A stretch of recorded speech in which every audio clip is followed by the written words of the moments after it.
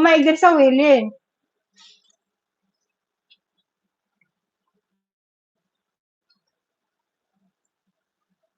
Luluto ang kadama, guys.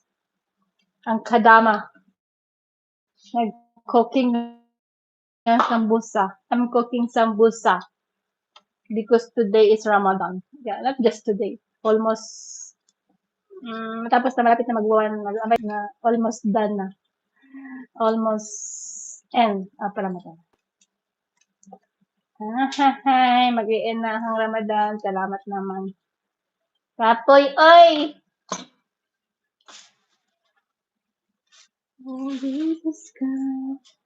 Oh my God, I broke this.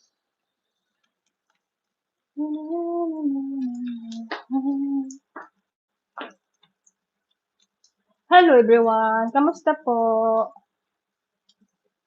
Wala tayo ng sambusa, yung